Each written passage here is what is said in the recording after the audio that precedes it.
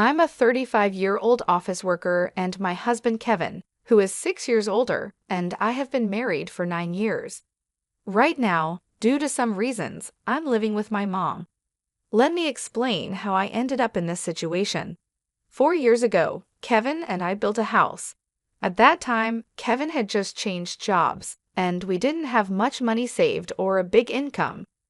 Kevin used to work for a big company, but he faced constant hidden bullying from his boss. This caused him sleep problems, and eventually, he couldn't go to work anymore. He saw a psychiatrist, took a break for about 3 months, but when he didn't get better, he quit his job. After that, we got by on just my salary. Kevin didn't work for 3 months, but slowly started to feel better.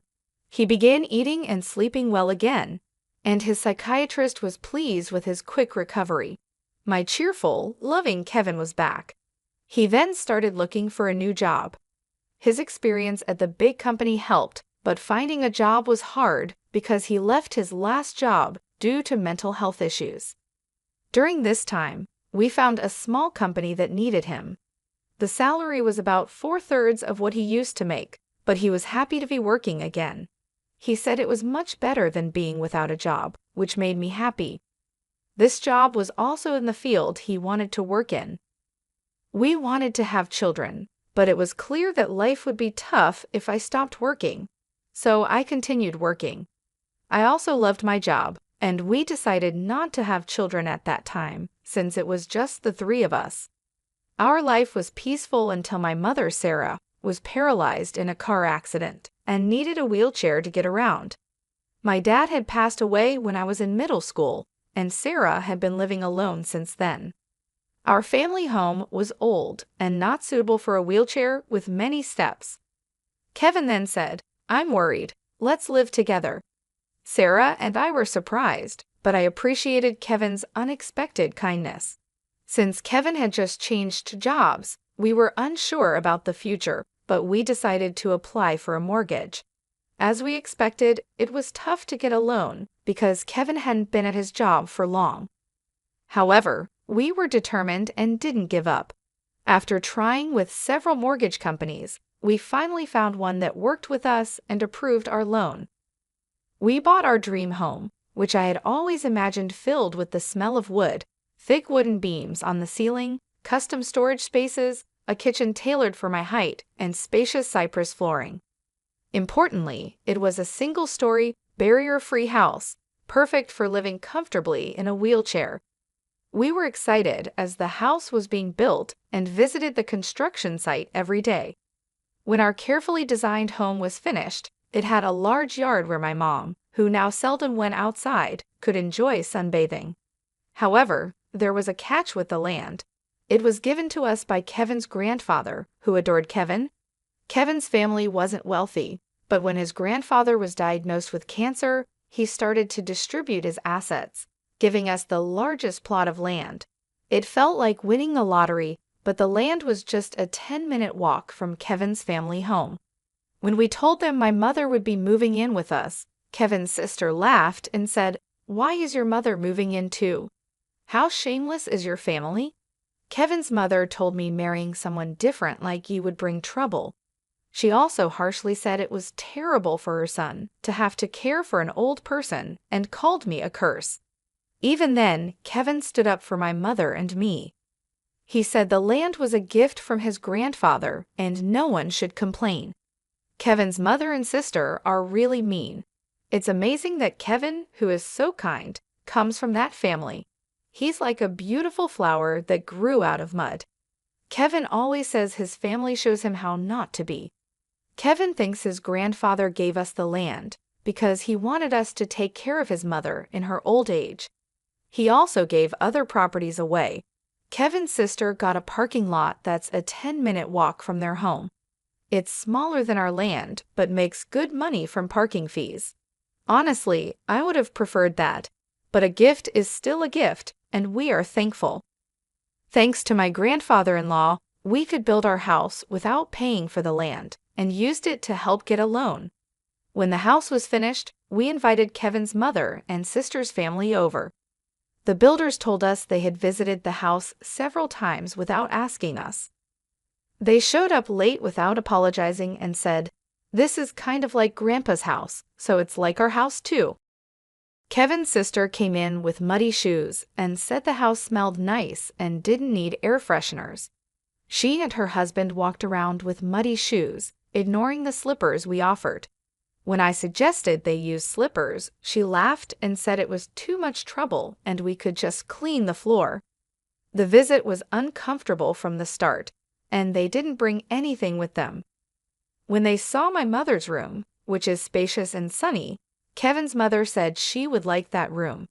My mother's room is like a duplex, with its own kitchen, almost a second living space. "I want to live here," said my mother-in-law during the third point of her conversation. She then told my mother, "You were lucky to have that accident, weren't you?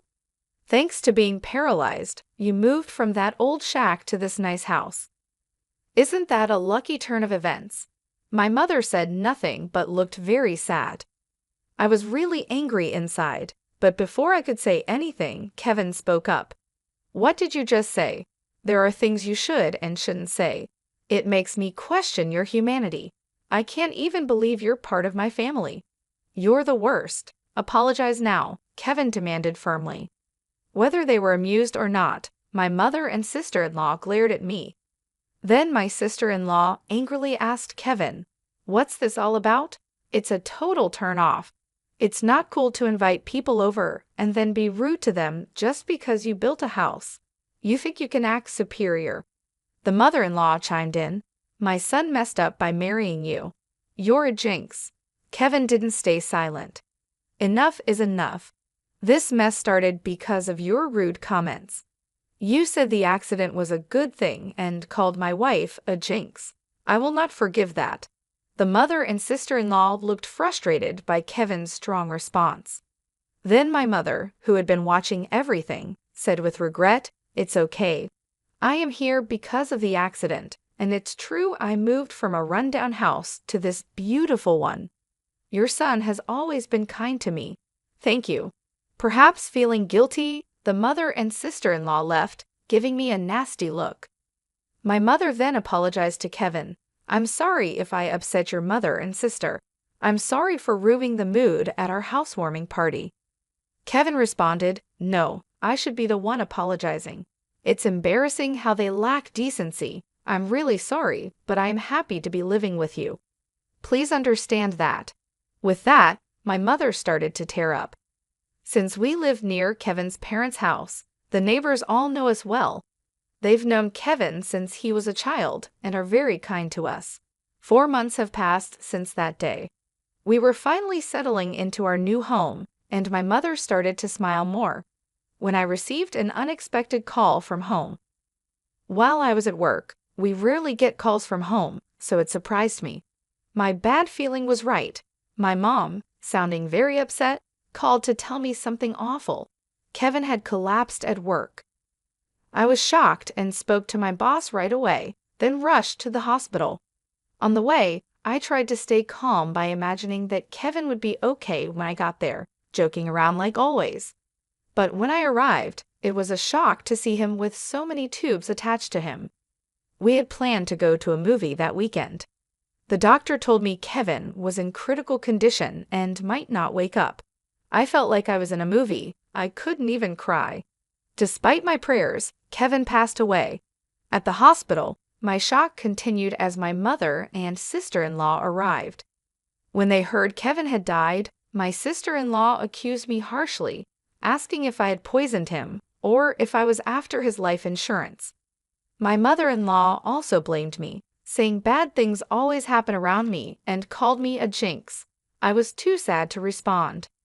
Then my own mother arrived in a caregiver's taxi, crying over Kevin's death, which finally made me cry too. We both sobbed loudly. My mother-in-law rudely told us to stop the fake crying. She said Kevin had changed because of me and that she didn't want to see us ever again. Then she left the hospital. A funeral director came to organize Kevin's funeral, and we went to the funeral home. Kevin had died from a brain hemorrhage, which was hard to believe since he was fine that morning. When I told my mother-in-law the funeral plans, she harshly said she wouldn't come because Kevin always sided with my mother and me. She said her daughter wouldn't come either. Many of Kevin's coworkers and friends came to the viewing, but neither my mother nor my sister-in-law and her husband were there. Many attended the funeral, and it was clear that Kevin was deeply loved. Many people cried for him. It was hard, but maybe this is just the kind of people his family were. I was happy to spend the whole day with those who truly missed my husband. After Kevin's death, I got an email from my mother-in-law, but it was inappropriate, so I didn't reply. She was asking about the life insurance money and kept emailing because I didn't respond. Eventually, she claimed she had a right to it. I chose to ignore it because I wasn't ready to deal with that. When we got home, I noticed a light on inside, which was odd.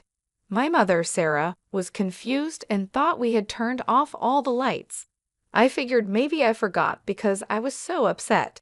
I told her it was understandable given the situation, and I unlocked the door. When we entered, we could hear the TV, which was very strange. Inside, we found my sister-in-law and her husband sitting there. I was so shocked I couldn't even speak up. The living room was full of unfamiliar furniture and boxes. We had no idea what was happening.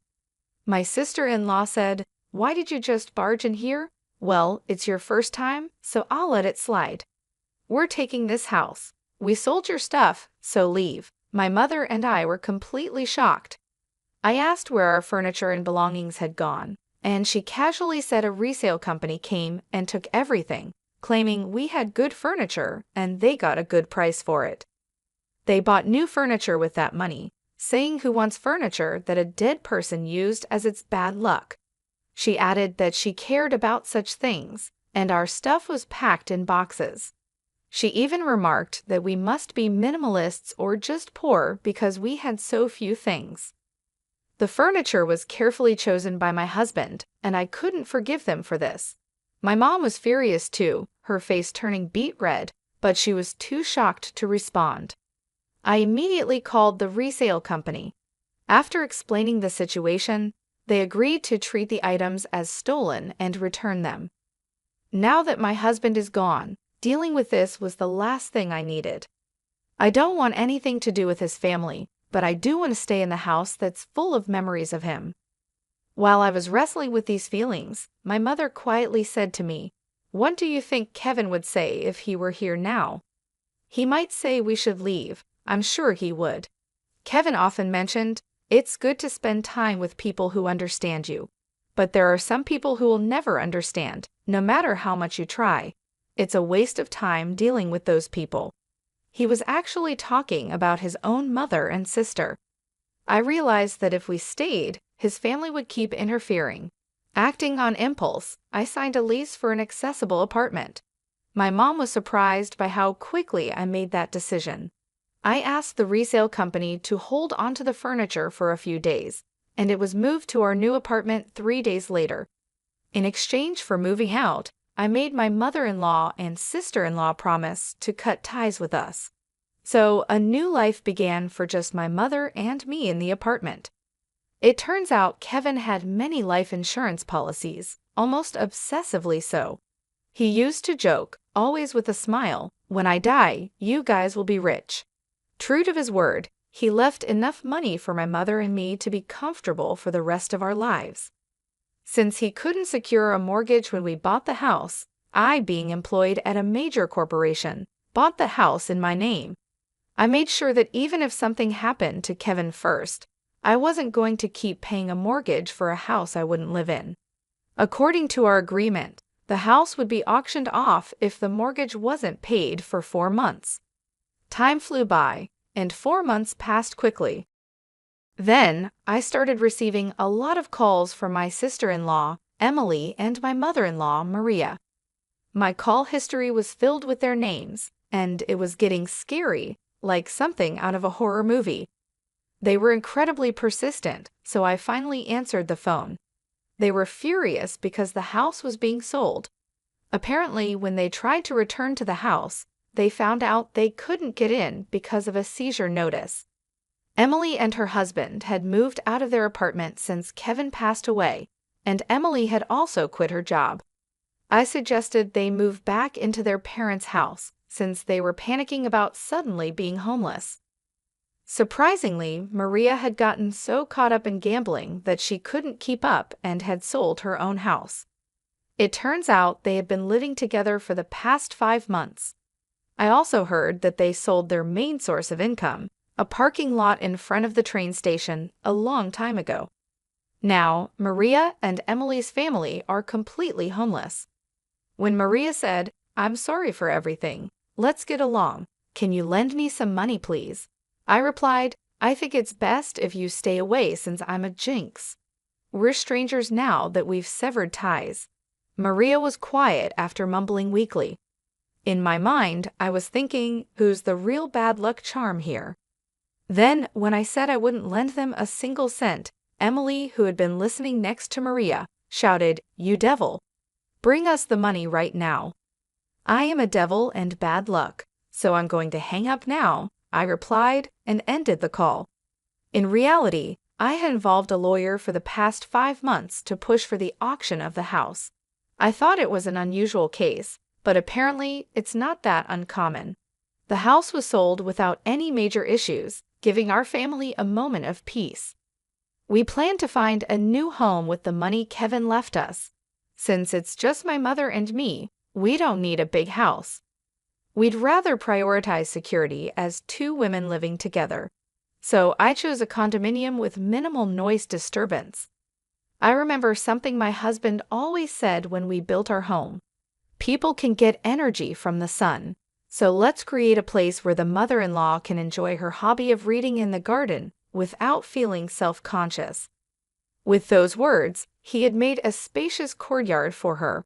So I looked for a condo with a large balcony where she could enjoy her coffee and read. It's smaller than our previous home, but the room is spacious enough to house the furniture my husband proudly chose. The piece of land that was gifted to us by Kevin's grandfather was expansive, and the house sold for more than expected. With that money, we're moving forward. I recently bought a luxurious condominium with exceptional security features, a choice I'm sure would have comforted my always cautious husband, Kevin.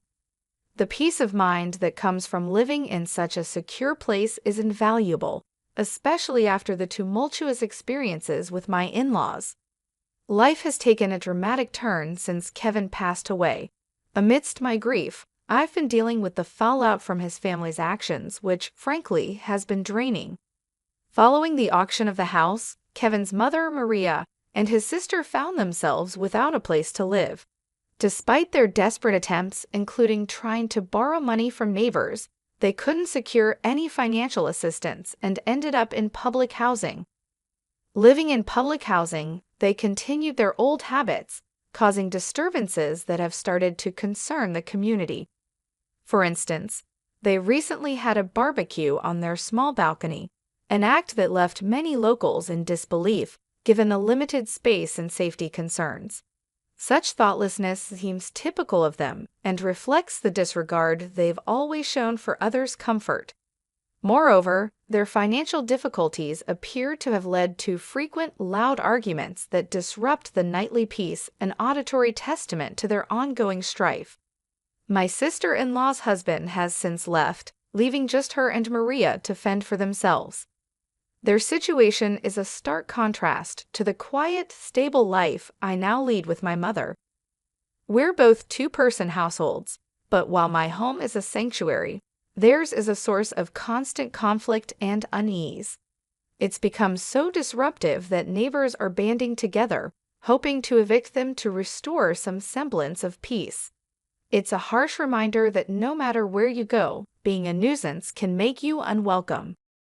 Reflecting on these events, I realize how the phrase, "what goes around comes around," rings true. My goal is to live quietly and peacefully, distanced from the embarrassing turmoil associated with my former family. I believe Kevin watches over us, perhaps with mixed feelings about the chaos his family continues to perpetuate in contrast to the tranquility he loved during his life. As I move forward, my focus is on living a life that causes no trouble to others. I want to honor Kevin's memory not just through words, but through actions. He always advocated for a life well lived, surrounded by people who bring joy and understanding. Despite the unfortunate family dynamics he left behind, I'm committed to building a life filled with positivity and peace. The decision to buy this condominium wasn't just about finding a new home, it was about creating a haven where my mother and I could feel safe and secure. The quiet, the order, and the absence of drama allow us to enjoy each other's company and focus on the things that truly matter. It's smaller than our previous house, but every corner of this new space is cherished, every moment of silence savored. I've learned a lot about resilience and moving forward. The memories of Kevin, filled with love and laughter, inspire me every day. They remind me of the importance of living authentically and compassionately, ensuring that his spirit of kindness is carried forward.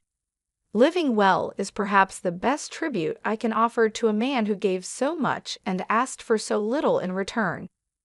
In this new chapter, amidst the serenity of our chosen sanctuary, I am determined to live not just for myself, but in a way that would make Kevin proud.